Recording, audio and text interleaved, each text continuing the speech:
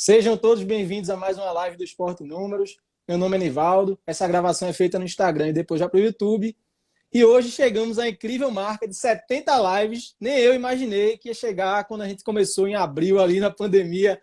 Vamos fazer umas lives. Aí comecei a fazer 2 por semana. Chegamos na live número 70, a 16ª vez que a gente faz um Conectando Paixões. E eu pensei 16 vezes antes de chamar esse time de hoje aqui, porque eu sei que a torcida do esporte tem um pé atrás com esse time, tem uma rivalidade construída historicamente. A gente vai falar um pouco sobre isso, vai ser um dos assuntos da live, claro. Mas apresentando nosso convidado, meu amigo Bruno Lucena, coordenador do Patrimônio Histórico do Flamengo. Seja bem-vindo, Bruno. Obrigado, Livaldo. Uma honra estar participando aqui. Admiro muito o seu trabalho, sou teu fã. E vamos se divertir aqui hoje. Vamos conversar muito de futebol, de Flamengo, de esporte. Vai ser bacana. Com certeza. Eu sempre Ah, começo. tem uma surpresa aqui para você. Eu Hum, separei. Eu acho que você vai gostar dessa relíquia. vai mostrar agora logo? O troféu do Fanáticos. Pronto, eu vou aproveitar e explicar como a gente se conheceu, né?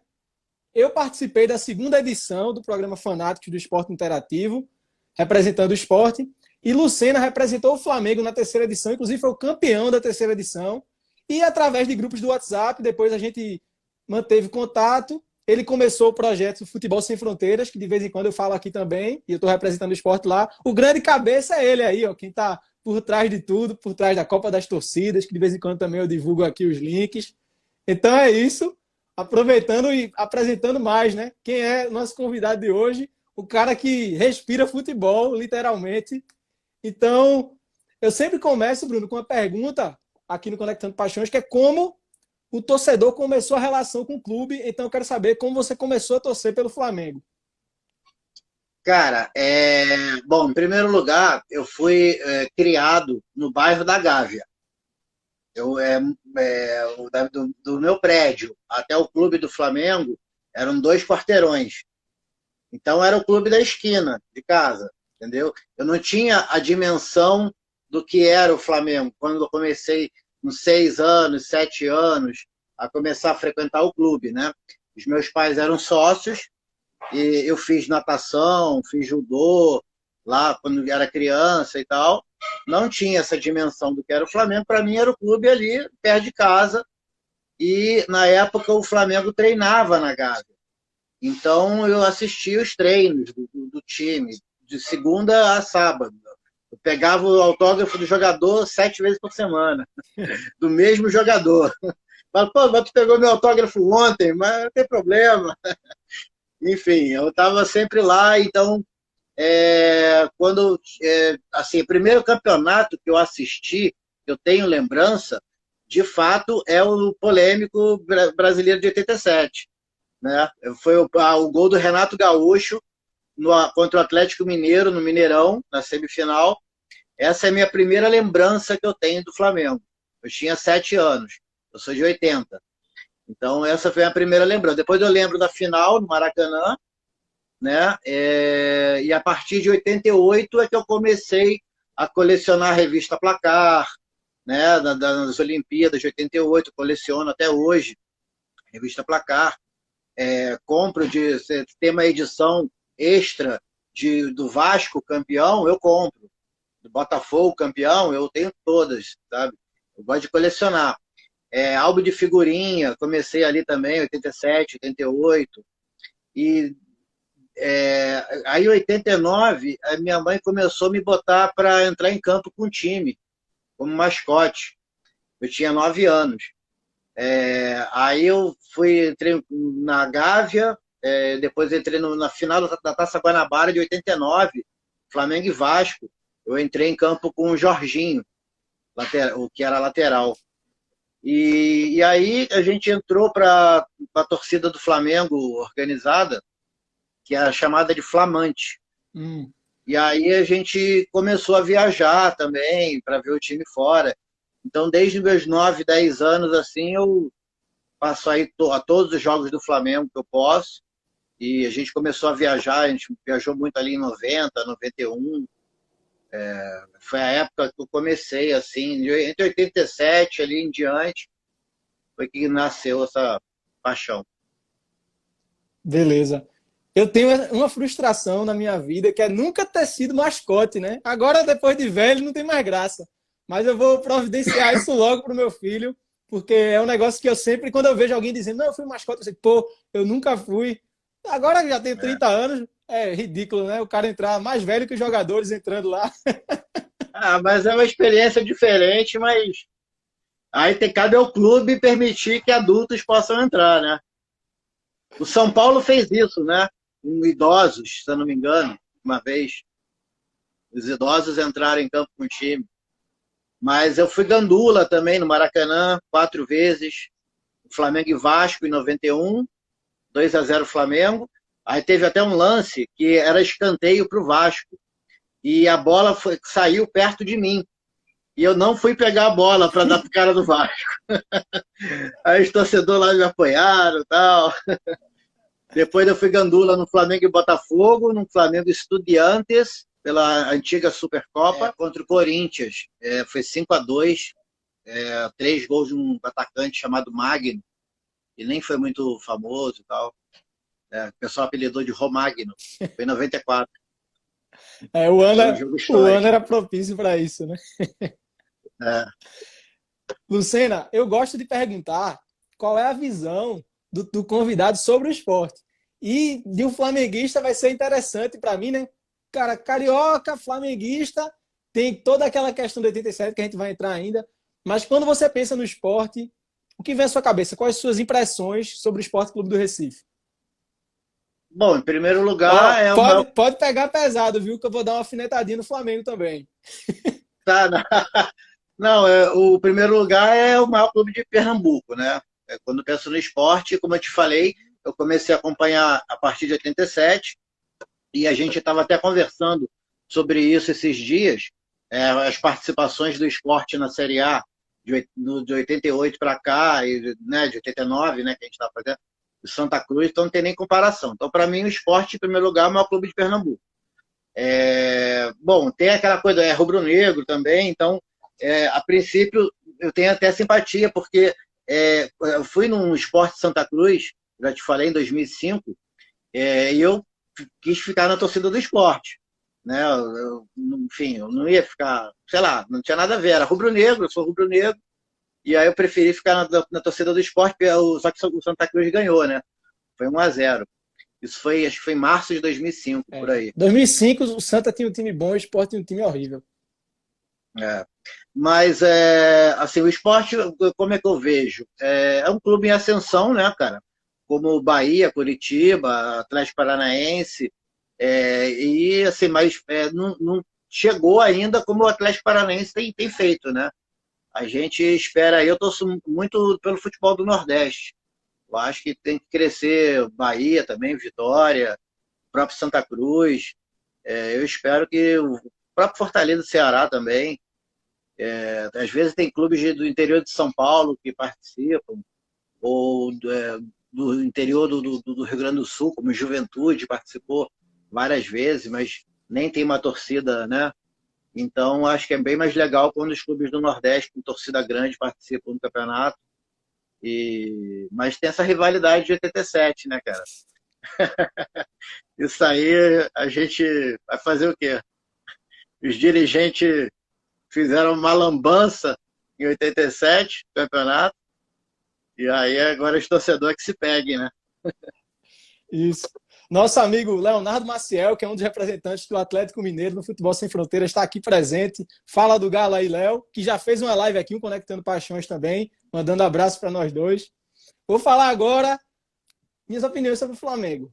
Eu vou começar primeiro com a parte que você vai gostar, né? Indiscutivelmente a maior torcida do Brasil, time que tem muito apelo econômico, muito apelo de mídia, porque tem a maior torcida, e isso se consolidou justamente naquele início dos anos 80, que o Flamengo foi muito vencedor, ganhou 3 brasileiros e uma Libertadores e um Mundial no intervalo ali de 4 anos. Então aquilo ali consolidou a torcida como a maior do Brasil, e desde lá é um negócio meio de pai para filho, né? E vem se mantendo como a maior torcida do Brasil. Mas eu vou fazer a minha alfinetadinha, que, na minha opinião, é um time historicamente beneficiado por arbitragens. Eu acho que Léo vai até concordar comigo aí, que tem algum jogo, eu acho que ele vai lembrar quando eu falo sobre isso.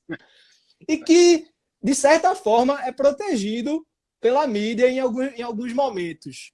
Mas, no geral, é isso que eu tenho para falar. E com justiça é a maior torcida, porque consolidou aquele momento ali de início dos anos 80, que o futebol começou a se popularizar mais, até como produto Campeonato Brasileiro. Talvez antes se desse mais atenção na Copa do Mundo a cada 4 anos, né? Depois daquela era Pelé, que com Zico, que virou a grande figura do futebol nacional no Campeonato Brasileiro, veio essa consolidação de maior torcida que vem até hoje, né? Se você quiser, eu até te conto depois, ou agora, não sei, por que que o Flamengo passou a ter a maior torcida, primeiro no Rio, depois em todo o Brasil. Porque isso vem dos anos de 1910, 30, 40. Se você conseguir contar bem resumido, pode falar aí. Tá, tá. Primeira coisa, o Flamengo era um clube de remo que passou a ter futebol. Então não tinha campo de jogo. O Flamengo não tinha onde treinar e não tinha onde jogar. Então o Flamengo arrumou um gramado na rua e treinava na rua. Eu tô congelado para você? Não. Não? Tá ok. Tá ok. Beleza. Tá ok.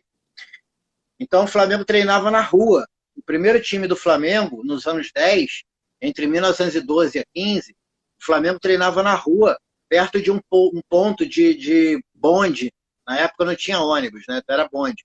E era muito movimentada aquela área. Então todo mundo podia assistir o treino do Flamengo, que treinava na rua, literalmente na rua. Enquanto o Fluminense e o Botafogo treinavam dentro dos seus clubes com o estádio, e aí sim passou a ter o seu campo. Aí depois veio nos anos 30, o Flamengo contratou de uma só vez 4 jogadores que eram os mais famosos do Brasil na época, que eram o Leônidas, o Domingos da Guia, o Fausto e o Valdemar de Brito. E os 4 eram negros. Então o povão se identificou muito com o Flamengo ali. Foi em 1936 isso. Enquanto isso, o Fluminense contratou jogadores vindos de São Paulo com origem italiana, né?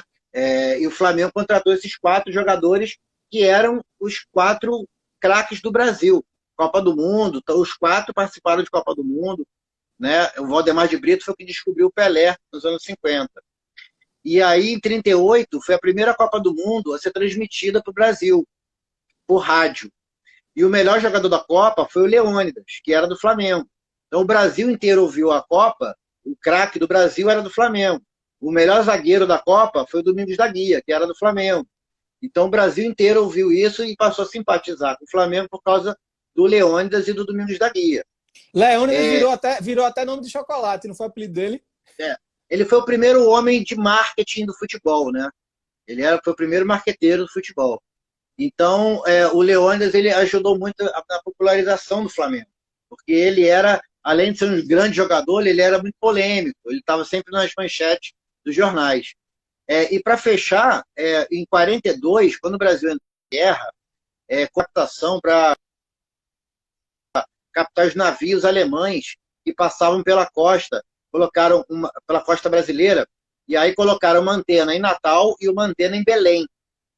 E essas antenas permitiram que o Campeonato Carioca passasse do norte para o nordeste, pelo rádio. E aí, em 42, o Flamengo foi campeão. Em 43, foi bicampeão. E em 44, foi tricampeão. Então, foi uma sequência assim, de títulos que o norte e o nordeste acompanhou, né? E já vindo com aquela história do Leônidas, né? Então, a partir dos anos 40 ali, que foi o boom do Flamengo pelo Brasil. Aí nos anos 80, como você falou, consolidou, né? Mas o pessoal fala, o Flamengo é cria da Globo. Quando chegou a Globo em 65, o Flamengo já tinha uma torcida há muito tempo, por causa desses motivos que eu te falei. Eu só vou defender Pernambuco aqui, que a torcida do Flamengo realmente no Nordeste é grande, mas em Pernambuco não. Pernambuco é um ponto fora da curva, assim. Diferente de vários estados, é muito pequeno a quantidade de torcedores do Flamengo aqui. Existe, claro que existe, mas comparando com o Sport Náutico e Santa Cruz, realmente é um número pequeno. Quem chegou aqui também foi João Vitor Paiva, que é um dos apresentadores da Copa das Torcidas do Futebol Sem Fronteiras. Um abraço, João Vitor. Agora, vamos lá, Lucena, para aquela parte sobre os jogadores, né? Eu queria que você me dissesse os três primeiros jogadores que vêm à sua cabeça quando você lembra do esporte. Cara, bom, mais recente, Carlinhos Bala, o próprio Zico, porque quando eu comecei a acompanhar, ele era o melhor jogador ali, né, na época do Ele esporte, era o camisa 10 do esporte. era, né? E, cara, eu lembro muito daquele zagueiro Ailton. Ailton, que foi em 92, ele foi o melhor zagueiro do campeonato, né? Eu lembro muito dele. Era um excelente É, zagueiro. legal. Carlinhos Bala, muita gente que veio aqui citou. Zico, eu lembro de Marcelino ter falado. Agora, Ailton, eu fiquei feliz porque foi a primeira vez que alguém falou e é realmente um jogador muito importante para a história do esporte. Na minha opinião, ele forma ao lado de Durval a dupla de zaga, vamos dizer assim, histórica do esporte, porque ele tem uma passagem pelos anos 80 muito boa e também nos anos 90, já no fim da carreira, chegando a ser bola de prata no Brasileiro de 92. Então, realmente é um jogador marcante, né, na história do esporte. João Vitor Paiva tá falando Magrão. Muita gente fala Magrão quando vem aqui. Aí você acabou não falando, né? Mas são três jogadores que representam o esporte. Eu até coloquei os três naquela lista que você pediu para eu fazer, dos 50 maiores ídolos, né? Eu coloquei esses três aí que você falou. Vou falar agora aqui os três do Flamengo que eu lembro. Você tem sorte de eu ter começado a torcer pelo esporte em 98, começado a acompanhar futebol em 98, e nesse ano, Romário estava no Flamengo. Então, quando eu lembro dos gols da rodada, era gol de Romário aqui, gol de Romário ali. Nesse ano, o Flamengo ganhou do Sport de 3-2 no Maracanã. Romário fez gol. Então, o primeiro cara que eu lembro é Romário, por mais que ele seja identificado também com o Vasco, também com o próprio Barcelona e, claro, com a seleção brasileira, porque foi o cara da Copa de 94. Mas você deu a sorte de, no ano que eu comecei a acompanhar futebol, Romário estava no seu time. Então, eu tenho essa imagem de Romário com a camisa do Flamengo muito forte. E principalmente aquele gol que ele fez contra o Corinthians, botando na caneta de Amaral e chutando quase sem ângulo, ali perto da linha de fundo já, né? Então, essa memória muito viva que eu tenho é de Romário no Flamengo de 98. Primeiro cara que eu vou falar tem que ser ele. O segundo é um cara que tem duas passagens marcantes, que é Petkovic. A primeira, eu acompanhei ali em 2000, 2001, fazendo aquele gol que eu assisti ao vivo, lembro que eu assisti ao vivo, aquele gol de falta contra o Vasco na final de 2001, que foi o tri, né? Elton se esticou todo ali e não alcançou. Realmente é um cara que tem que ser lembrado. Fazia gol olímpico, fazia gols decisivos. Foi importante em 2009, já bem coroa naquele título brasileiro. Então é um cara que eu tenho que lembrar. E o terceiro, provavelmente bem menos badalado que os outros dois, mas acredito que também é importante para a história do Flamengo, Renato Abreu, porque na época que o Sport voltou para a Série A, depois de um longo período na Série B, sempre que o Sport enfrentava o Flamengo, ele fazia gol ali, batia pênalti, ele sempre estava comemorando com aquele urubu, né? Pegava a máscara do urubu. Então é um cara que eu lembro muito também. São os três que eu lembro assim, de cara, quando eu penso no Flamengo. É Romário, Petkovic e Renato Abreu. O gol do Pet, cara, eu morava na Itália na época. Então eu não acompanhei o jogo ao vivo. Na época ainda tinha videocassete, né? Aí gravaram para mim o jogo. Eu não fiquei sabendo do resultado. Mandaram para a Itália. Eu assisti o jogo uma semana depois, como se fosse na hora, sem saber do resultado. É bom que lá na Itália não chegou a notícia de quem foi o campeão, né? Deu para assistir sem spoiler. É. Na época a internet ainda não tinha bombado ainda, né? 2001. Mas o Renato Abreu, cara, o Renato Abreu, ele tinha essa consciência do que é ser um ídolo, entendeu? Todo evento que a gente fazia na Gávea, que convidava o jogador, ele era o único aí e sempre levava algum jogador com ele, né? Ele sempre estava prestigiando, ele tinha essa noção assim que jogador não é só entrar em campo e fazer, tem uma coisa a mais, né? Saber tratar os fãs, trabalhar a imagem, né?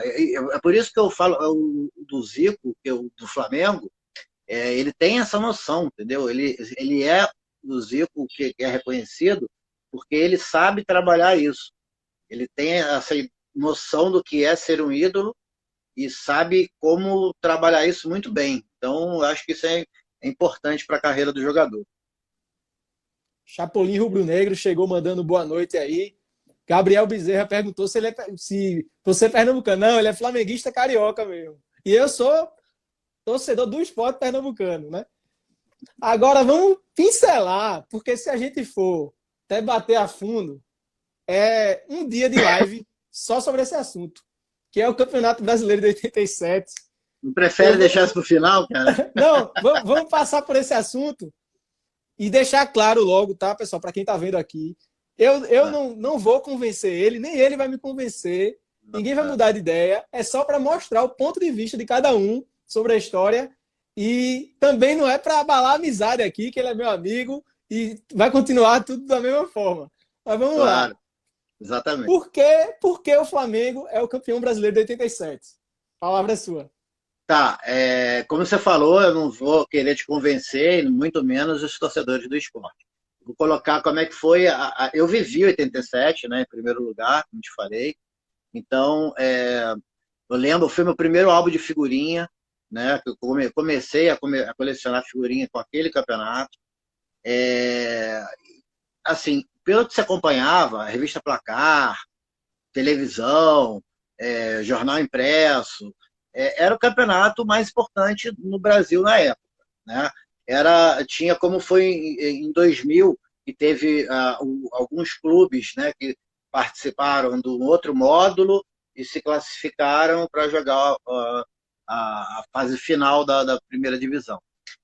E ali, em 87, eu sinceramente eu só fui ficar sabendo dessa história do outro módulo anos depois, só, né?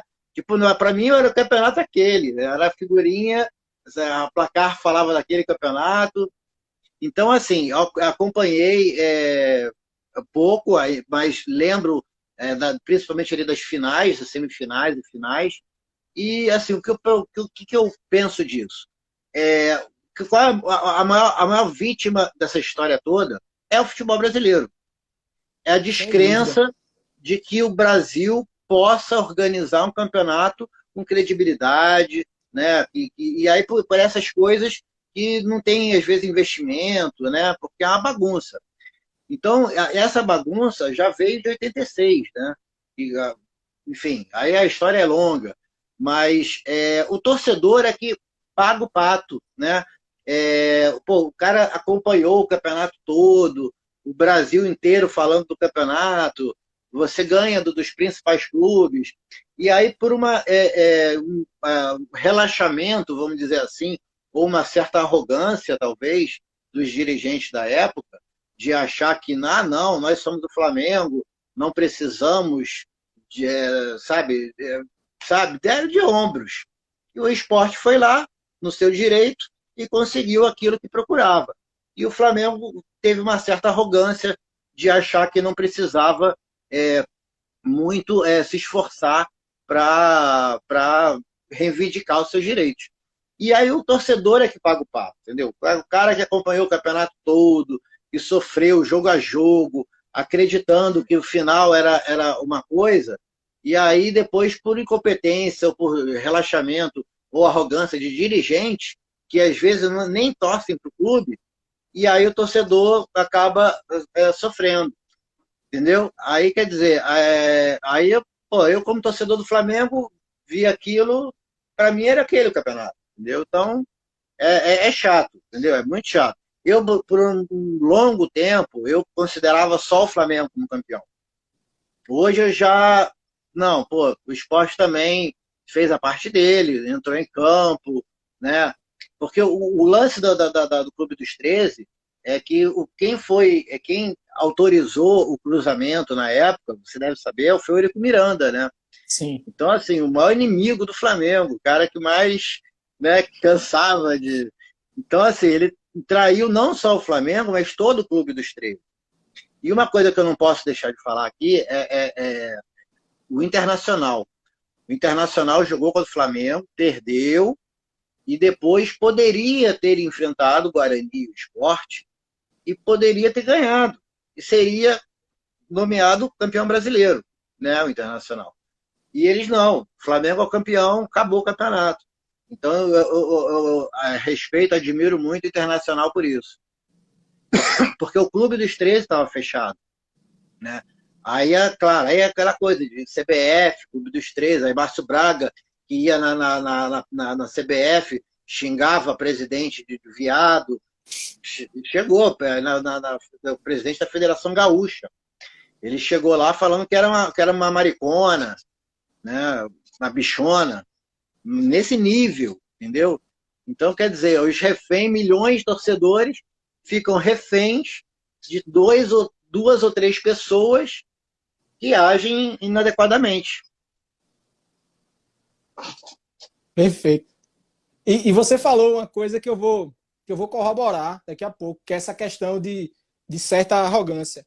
Mas antes, eu vou falar agora porque o Sport é campeão brasileiro em 87. Antes de falar que o Sport é campeão, eu acho que tem três falácias assim que a gente tem que destruir antes de começar a conversa. Que é assim, a primeira é que dizem que o Sport jogou a segunda divisão de 87.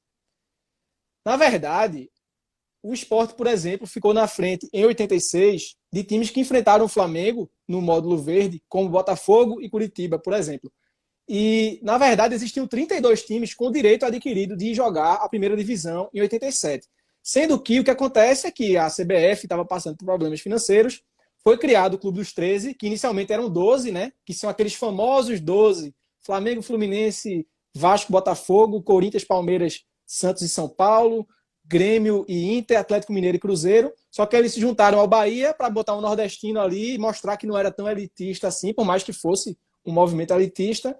E aí eles fecharam com 3 convidados, um número que fazia sentido, né? Para ter um campeonato que era 16. E eles convidaram aí Goiás para ter um do Centro-Oeste, Santa para ter um de Pernambuco, que era o atual campeão pernambucano, e Curitiba, que tinha sido campeão brasileiro 2 anos antes, em 85. Então, na verdade, o que aconteceu é que vários times que tinham o direito de jogar a primeira divisão foram excluídos sem um critério técnico. Foi um critério financeiro de organização ali dos clubes. E depois a CBF voltou para a história e criou o módulo amarelo, prevendo um cruzamento do módulo verde com o amarelo. E também tinha, muita gente não sabe, tinha o módulo azul e o módulo branco. Só que esses dois módulos aí não cruzavam com o amarelo e com o verde.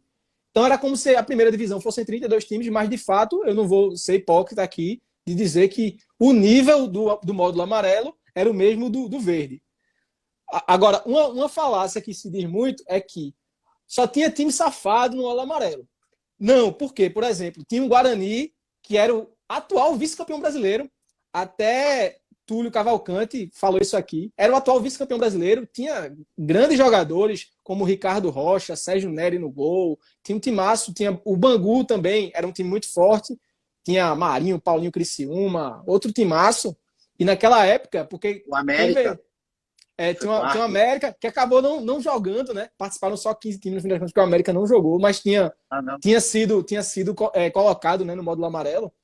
E muita gente hoje não vai saber, mas o Bangu era muito forte nos anos 80. Tinha um bicheiro lá que botava dinheiro, né? Castor de Andrade. Tem umas histórias com ele aqui que os jogadores de 87 que vieram contaram, sensacionais, que ele era forte no extracampo também. Então aí são duas mentiras, né? Primeiro, que o Sport jogou essa divisão, não jogou. E segundo, que o nível dos times era fraco, de alguns de fato era, mas não eram todos. Tinham bons times como o Guarani e Bangu, que por sinal enfrentaram o Sport na semifinal do módulo amarelo, o Bangu, e na final o Guarani. Outra falácia é que o Sport foi campeão num jogo de pênalti sem fim. Na verdade, ali não foi o título que o Sport considera o título brasileiro. Ali foi a decisão do módulo amarelo, que foram pênaltis sem fim, e aí chegou um determinado momento que Sport e Guarani, em comum acordo por meio de seus dirigentes, decidiram que iam parar por ali, porque o que interessava mesmo era a disputa do título, que ia vir ainda contra a Inter e Flamengo, né? Só que aí ficou definido o Sport, porque o Guarani foi o time que teria que bater o pênalti seguinte, também porque o Sport teria uma melhor campanha e no saldo de gols ganhou, porque foi 2-0 em Campinas para o Guarani e 3-0 para o Sport na ilha.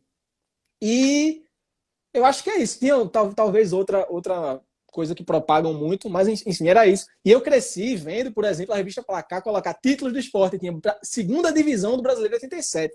Depois de um tempo que eles começaram a botar Brasileiro 87 com asterisco, embaixo explicavam, né? Que o Flamengo também ganhou e tal, e coisa e tal. Então, eu considero que o esporte é o campeão, por ter cumprido o regulamento, e na parte do Flamengo não ter entrado em campo, eu vejo um pouco disso que você falou, achei perfeito. A questão da arrogância, de apostar, de certa forma, numa impunidade, de que não ia acontecer nada, como ele enfrentou os maiores clubes brasileiros da época, ele realmente teria sido campeão brasileiro e não fazia sentido cruzar com o time de um módulo inferior. Sim, lembrei de uma coisa que se diz muito para deslegitimar o título do Sport, como é que é o time campeão brasileiro de 87 jogando em 88. Naquela época isso era muito comum, porque o título de 86 foi decidido em 87 e o de 88 foi decidido em 89, por exemplo. E até um exemplo um pouco mais recente, de 2000, né? Que Vasco e São Caetano disputaram a final do Brasileiro em 2000. E esse exemplo de 2000 eu gosto muito porque o São Caetano chegou entre os 16 clubes do país para jogar o mata-mata da Copa João Avelange, tendo vindo do módulo amarelo, entre aspas, com o nível de segunda divisão da época, né? Então é mais ou menos isso. Eu considero que, por ter cumprido o regulamento, o título é do Sport, e enxergo que o menor culpado, sem sombra de dúvida, é o torcedor do Flamengo. Ele tem que dizer que é campeão mesmo, porque ele jogou ali um campeonato, que era o módulo verde, chamado, se eu não me engano, de Troféu João Avelange, e o amarelo era Troféu Roberto Gomes Pedrosa, e esse cruzamento nunca foi realizado. Muita gente fala que o Flamengo tinha mais time e ia ganhar. Talvez, mas assim, eles se enfrentaram em 88, eles se enfrentaram em 88 no Brasileiro, no Maracanã, e o Flamengo ganhou de 2-1, um jogo muito equilibrado. Então vai que fosse um 2-1 no Maracanã, o Sport podia ganhar de um gol na ilha. O Sport podia ganhar de um gol na ilha, enfim. Então é mais ou menos isso, sem querer criar... Em 82 também, também, o Flamengo também tinha um time forte, e foram 2 jogos pau a pau. Pai, você quis falar de 82, eu nem ia lembrar, mas na verdade essa rivalidade Sport e Flamengo começa em 82, porque eles se enfrentam nas oitavas de final do Brasileiro. O Flamengo ganha o jogo de ida por 2-1 no Rio, e aqui na ilha o Sport teria que... Foi 2-1 ou foi 2-0? 2-0, né? 2-0 aqui no Rio, 2-1 aí, para vocês. Isso, o Sport teria que ganhar de 2 de diferença. Se fosse 3-1, o Sport passava porque fez melhor campanha. E tem um terceiro gol do Sport que sai nesse jogo, só que ele é anulado por saída de bola, e a bola não saiu, né? Não tinha VAR nessa época, só nos resta lamentar até hoje. E o Flamengo passou e dali depois foi campeão brasileiro, né?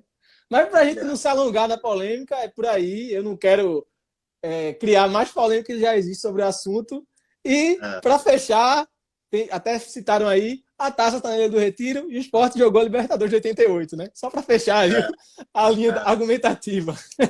Eu fui pesquisar sobre o campeonato, porque eu sabia que a gente ia falar sobre isso. Então, por mais que a gente sabe, a gente é sempre bom relembrar, né? Dar uma revisada. Eu não sabia, foi o álbum de figurinha com maior venda da história do Campeonato Brasileiro. Foi aquele de 87. E ele foi lançado com o campeonato em andamento. E a média de público também, né? Que foi uma altíssima, né? Eles fizeram um campeonato bem arrumado ali do módulo verde, né? Fizeram um campeonato super bem organizado e tal. Só que... não tinha o critério técnico, né? Por exemplo, o Guarani, atual vice-campeão, ficava fora. Claro. Não, mas digo assim, televisão, foi o primeiro campeonato de televisão com tantos jogos televisionados, a revista Placar cobrindo ali sempre e tal, e o álbum de figurinha também, que foi um sucesso. E é isso tudo. E na época foi o primeiro campeonato a ter tantos jogos transmitidos, e mesmo assim o público foi nos estádios foi grande, né? Então, e o Brasil na época estava em uma fase ruim de Copa do Mundo, né? O Brasil não ganhava desde 70. Tava naquele jejum que só veio acabar em 94, né? Então o futebol brasileiro estava em baixa. O futebol brasileiro estava em baixa mesmo. Só foi melhorar ali quando 92, 93, assim, começou a dar uma clareada para 94. O Rei da Ilha, que é um torcedor símbolo do esporte, ele sempre vai para a Ilha do Retiro com a capa, né, com uma coroa. Tá falando que o título de 87 do Sport é o mais comemorado do mundo, porque já foram 8 decisões judiciais sobre esse tema, todas favoráveis ao Sport. Então, a gente diz aqui que quase todo ano o Sport ganha de novo esse título, por causa dessa recorrência de decisões judiciais. Sim, só para fechar, para eu não esquecer de dizer, muita gente também fala que o regulamento mudou no meio do campeonato. Na verdade, existia um regulamento inicial que mudou, mas ele mudou antes de começar o campeonato. Também é uma coisa que usam para enfraquecer, dizer, mudou no meio. Na verdade, não mudou no meio. Mudou um pouquinho antes de começar, mas foi antes. Foi tipo dia 11 começou e dia 8 teve a reunião que definiu o regulamento. Isso, exatamente. Só que o regulamento só foi divulgado dia 14, né, para os clubes. Então já tinha sido disputada a primeira rodada, mas já tinha sido discutido antes, né, o regulamento. Isso. Né? E também tem essa questão que você falou, e eu concordo, que para o Carioca, para o flamenguista tricolor do Fluminense, botafoguense e o vascaíno, aquele era o brasileiro, porque os 4 grandes clubes cariocas estavam jogando aquele campeonato, e as notícias eram só sobre aquele campeonato. A imprensa não tinha esse poder de alcance que tem hoje. Na época, o campeonato, tanto do módulo verde, que tinha o Santa Cruz, quanto o amarelo, que tinha Sport e Náutico, eram noticiados aqui. Então, o torcedor pernambucano tinha uma consciência de que tudo aquilo era o brasileiro, entendeu?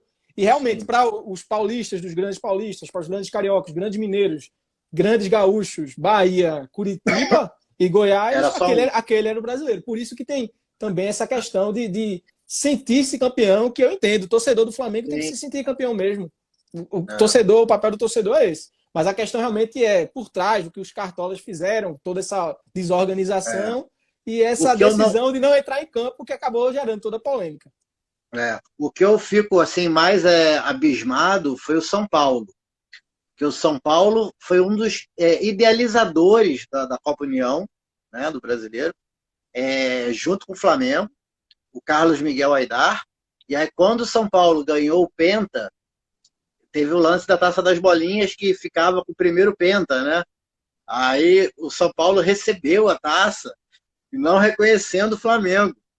Então, e o Zete, que jogou aquele campeonato pelo Palmeiras, estava lá na foto com a taça, todo sorridente. O cara jogou o campeonato, tomou gol do Flamengo. Então, assim, o São Paulo, achei que ali pisou na bola. Ali, da mesma forma que eu elogiei o Inter, eu falo isso do São Paulo, porque o São Paulo foi um dos organizadores do campeonato. Como é que agora o São Paulo vai falar que não é, entendeu? Era um dos líderes, as reuniões eram no Morumbi.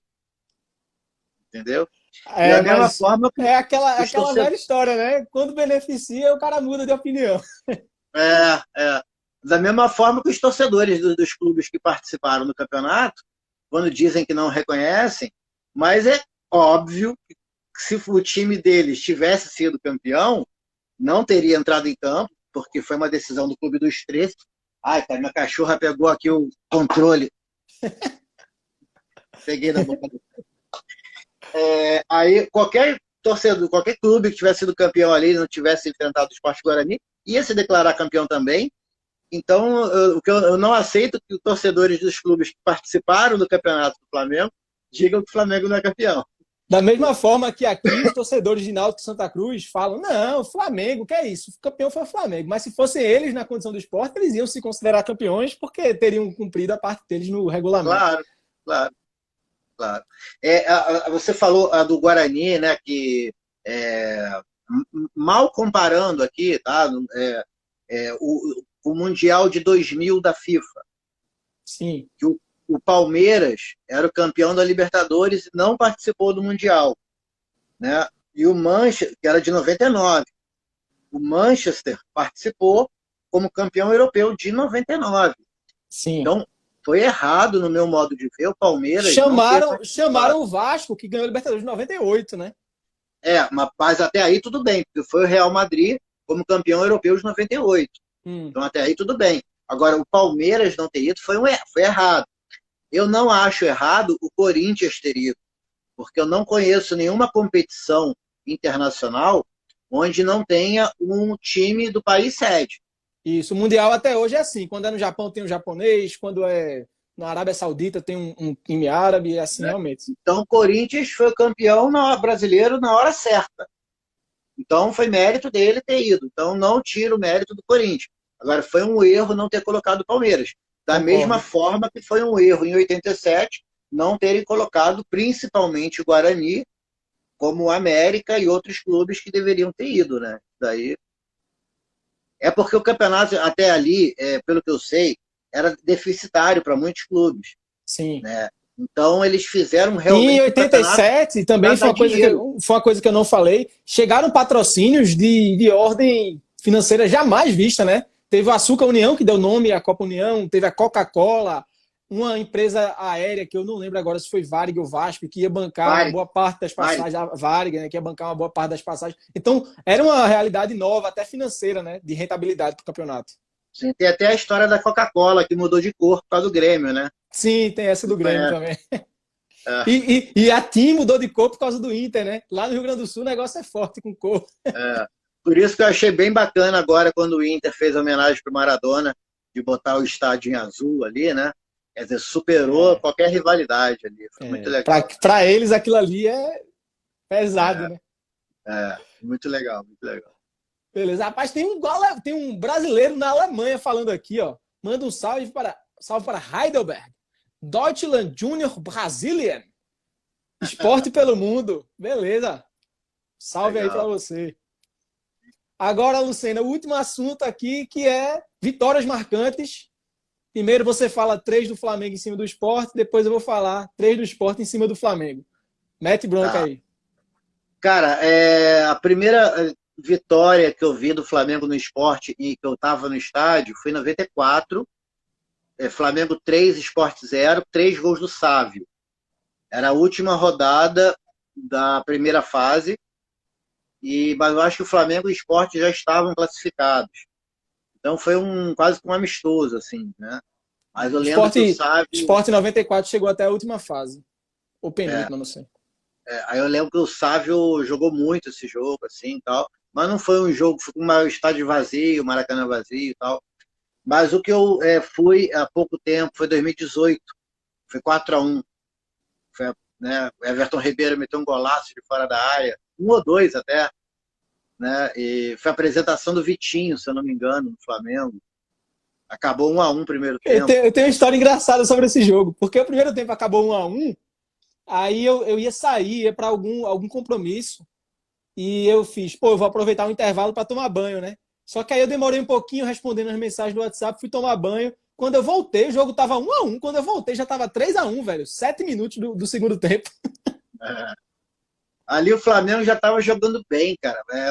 Eu lembro, em 2018, o Flamengo foi em segundo, terceiro, né? Mas o Flamengo jogou bem, principalmente até a Copa. Aí depois da Copa foi mal, aí teve alguns jogos bons, mas estava com Vinícius Júnior, Paquetá, voando, né? Ali começou a melhorar um pouquinho. O Sport foi para a Copa em sexto, sétimo, quando voltou foi rebaixado. Caramba. A Copa do Mundo, pô, estragou. E o Ceará era lanterna, quando voltou ganhou de todo mundo. E, pô, cara, aquele jogo ali me marcou muito o Everton Ribeiro. Joga Sim. muito ele, cara. Eu sou muito fã dele. Golaço de fora da área dele, eu lembro desse jogo Eu aí. gosto de jogador canhoto, habilidoso, assim, sabe? E ele, pô, o cara joga pra mim, é muito fera ele.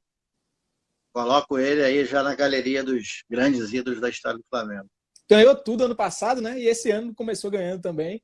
E ele é baixinho, pequenininho, cara. Já vi ele perto de mim, assim, bem pequenininho.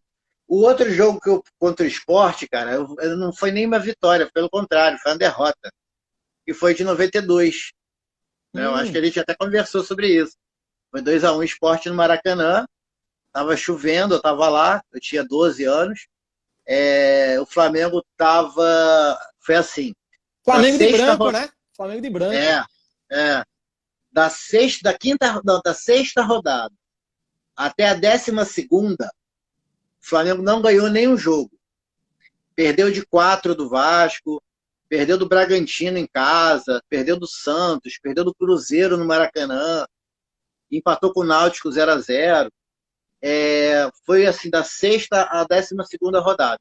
Foram 7 jogos sem vencer. Aí na 12ª rodada, não, da sexta à 11ª. Aí na 12ª pegou o Atlético Paranaense e venceu.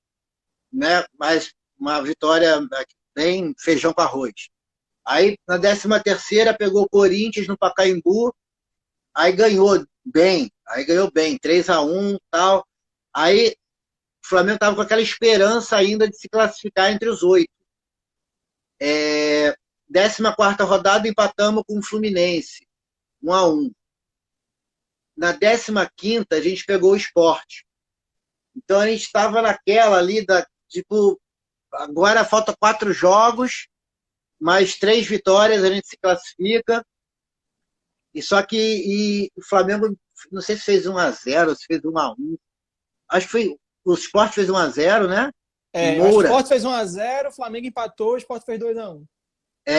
Aí eu lembro que o Flamengo tinha uma música da torcida na arquibancada que falava seremos campeões, aí Fadali, Dali Mengo. Aí começaram a cantar quando o Flamengo fez o gol. E o Flamengo tá jogando mal pra caramba, cara. Aí eu falei, puta, seremos campeões aonde com esse time? Aí o Flamengo perdeu. Aí eu desacreditei, cara. Eu falei, não tem mais como. Esse time, né, perdeu pro Sport ali, foi a ducha de água fria, né? Você tava naquela empolgação, ganhou do Corinthians no Pacaembu, tal, aí perdeu ali, falei, pô, agora não tem mais como. Aí foi, né? Acabou que foi campeão, em 92. Aí você acha que essa derrota foi, vamos dizer assim, um combustível final para a arrancada pro título? Foi. Pior que foi. Tipo, dali em diante, não podia mais errar. Entendeu? Aí o time encaixou. Eu fiz uma live com o Givaldo. Golaço, né? Sim, golaço de Júnior. Eu fiz uma live com o Givaldo, que era lateral direito do Sport nesse jogo. Ele falou que quando o Sport fez o 2-1, nessa época os dirigentes ficavam no banco. Márcio Braga estava no banco, né? Aí ele disse que deu um grito em Márcio Braga. Toma, Márcio Braga, essa é pro 87. Caraca, Márcio Braga deve ter quase invadido o campo, hein? Givaldo era uma figura, né? Porque ele era um torcedor jogador, né? O cara que era rubro-negro desde pequeno e passou 6, 7 anos no profissional do esporte, ganhou muitos títulos. Um cara muito querido. Mas você estava falando, desculpa, eu interrompi. Não, eu tava falando do Márcio Braga, deve ter quase invadido o campo, né? Pra pegar ele. Márcio Braga esquentado. É uma grande figura, Givaldo. Vou falar aqui meus 3. Rapaz, foi difícil escolher, porque nos últimos anos aí, do que eu acompanho para cá, o Sport ganhou poucas vezes do Flamengo, mas eu consegui achar 3 vitórias interessantes. A primeira com essa camisa aqui, é a mais recente, de 2016, foi na Arena Pernambuco, o Sport ganhou esse jogo de 1-0. O interessante foi que Diego Souza se machucou logo no início do jogo, e Diego Souza foi o cara do Sport naquele ano, não só naquele, né, em outros anos também. Mas em 2016 era o cara do Sport, saiu machucado no início do jogo, e teve um tweet que viralizou de um perfil, não é oficial do Flamengo, mas de um perfil do Flamengo com muitos seguidores. Travou. Opa! Foi, agora tá. Voltou. Nesse jogo, Diego Souza se machucou logo no início, primeiro tempo ainda, e teve um tweet de um perfil do Flamengo, não era oficial, mas era um perfil que tinha muitos seguidores, que foi: eita, Diego Souza saiu, agora acabou o Sport. E quem entrou no lugar de Diego Souza foi Edmilson, centroavante já bem experiente, rodado no futebol brasileiro, tinha jogado o Campeonato Paulista daquele ano, pelo Red Bull, ainda não Bragantino, era só Red Bull. Chegou ali para compor um centroavante a mais ali no elenco, e foi ele que fez o gol da vitória. Uma jogada de Rogério, que voltou para o Sport esse ano muito mal. Rogério pegou ali pela esquerda, passou por 2 e tocou para Edmilson. Edmilson fez o gol. O Sport ganhou esse jogo de 1-0. Foi uma vitória interessante na Arena Pernambuco, um estádio onde o Sport mandou algumas vezes jogos contra o Flamengo e só ganhou essa, né? Então, essa é marcante. E eu vou colocar 2 mais antigos. Você estava lá? Não, esse eu não estava. Eu assisti de casa. Eu sou... Já falei isso aqui em alguma live. Não sou muito fã da Arena Pernambuco. Eu gosto de jogo na Ilha do Retiro. Pode ser sentado no cimento, com a parede caindo, mas eu prefiro minha Ilha do Retiro do que a Arena Pernambuco, fora a distância, né? Que é em uma cidade vizinha aqui da região metropolitana. Então, 40 minutos até 1 hora, dependendo do trânsito. Uma confusão para estacionar. Não é legal para mim. Jogo lá. E os outros 2 aqui vão ser mais antigos. Nem tanto, né? Mas pela ordem de importância, eu vou colocar em segundo lugar o de 2000, que eu também não estava presente, porque foi no Maracanã. E justamente porque foi a última vez que o Sport ganhou do Flamengo no Maracanã. E já se vão 20 anos aí. Foi um 2-1 com 2 gols de Thailson, um atacante que foi questionado naquele time, porque é um time tecnicamente de um nível bem alto que o Sport montou em 2000 e chegou pertinho ali, chegou nas quartas de final e foi eliminado pelo Grêmio com interferência direta de PC Oliveira. Falei com o Bosco isso aqui na semana passada. E o Sport tinha um time muito forte, só que Thailson era aquele centroavante, mas era aquele centroavante pouco habilidoso, mais de botar a bola para dentro, né? A torcida questionava muito ele, mas nesse jogo aí ele fez os 2 gols, o Sport ganhou de 2-1 do Flamengo. Esse sim de virada. O Flamengo fez 1-0 com o Denilson, se eu não me engano, de cabeça. Aí Thailson empatou no chute que desviou em Bruno Carvalho, lateral direito, que depois foi para o Náutico na Batalha dos Aflitos para perder um pênalti.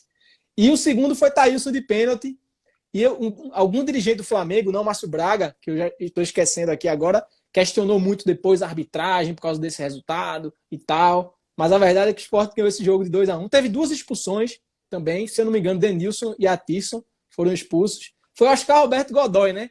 Godoy também era um chama polêmica. O Flamengo ali tinha um time fortíssimo, cara. Se você pegar os jogadores hoje, Júlio César, Juan zagueiro, Atirson, Adriano, Petkovic, Alex, Denilson, Gamarra. E nesse jogo, eu falei com o Bosco, tem uma defesaça dele no chute de Adriano Imperador, quase na pequena área, no fim já, o Sport ganha de 2-1 e Bosco tira em cima da linha com a plasticidade que lhe era peculiar. Última live do ano, claro que eu ia falar dele mais uma vez, grande Bosco, meu primeiro ídolo, lembro sempre. 18 figurinhas. Troquei 18 figurinhas pela dele em 2000. E em primeiro lugar, por mais que tenha sido um ano em que o Flamengo foi campeão brasileiro e o Sport foi rebaixado, não tem como não falar daquele jogo de 2009, que é quase um mito assim, no imaginário dos rubro-negros, porque o Sport fez 4 gols em 8 minutos, depois de estar perdendo de 2-0 na Ilha do Retiro, né? O Flamengo abriu 2-0 ali, 2 gols de Emerson Sheik, e o Sport perdendo de 2-0, jogando mal, a torcida já desconfiada. Saiu um gol de Durval de cabeça, numa falta, em que Bruno saiu mal do gol. 2-2, o Eldon praticamente na saída de bola, o Sport rouba a bola do Flamengo, Dutra cruza e o Eldon faz o primeiro dele. Depois o Eldon faz mais um de cabeça numa nova falta batida por Fumagalli, que é desviada no meio da área. E o mesmo Eldon faz o 4º gol do Sport, terceiro dele, o hat-trick de Eldon, que foi muito bom para ele, para o Sport naquele dia, mas depois foi péssimo, porque daquele jogo ele foi para o Benfica, se interessaram por ele, né, depois daqueles 3 gols. Foi um chute bem forte, o 4º gol. E tudo isso no primeiro tempo, que é mais impressionante, né? Um jogo que foi 4-2, com 6 gols saindo no primeiro tempo.